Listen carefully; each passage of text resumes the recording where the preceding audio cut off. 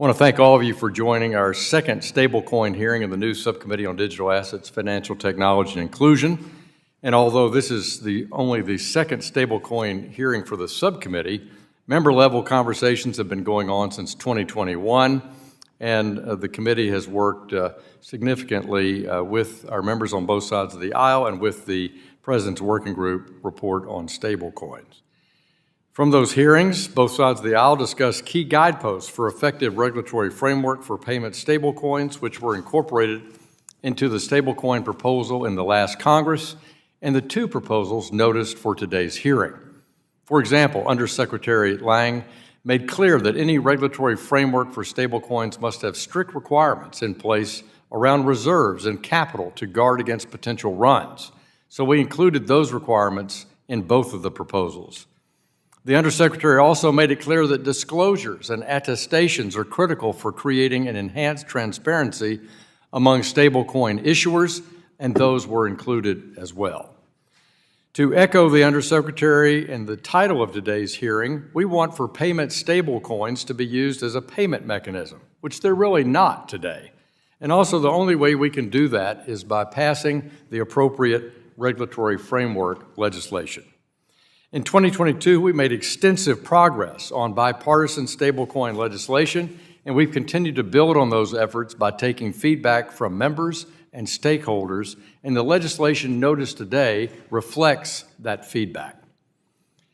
There are many ways, clearly many ways, where members have different views, and you can see that from the two proposals.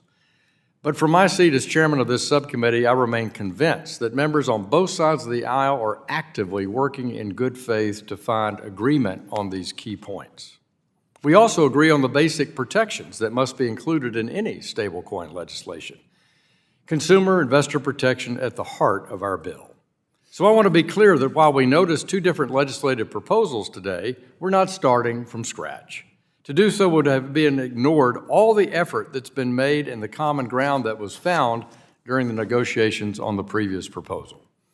In fact, Ranking Member Waters' proposal is substantially similar to the September draft that we noticed at the April hearing, apart from three key changes. Not only that, but Republicans made the exact same change in our proposal as well for one of those. And so while there's still work to be done and we should use today's hearing to discuss those key areas, I want to emphasize that the similarities between the two proposals are strong, and that's why we're not that far apart. Without action from Congress, however, offshore and opaque projects will continue to thrive, and stablecoin issuers will not feel confident to seek opportunities in the United States. And to echo the hearing title, stablecoins will not be stable. Thus, opposing legislation is not a vote in favor of consumer protection. Rather, it's a vote for putting consumers at risk by allowing a regulatory environment that pushes stablecoins further away from an appropriate U.S. regulatory oversight. We have the power to reverse this trend and submit the U.S. as the leading place for safe payments innovation.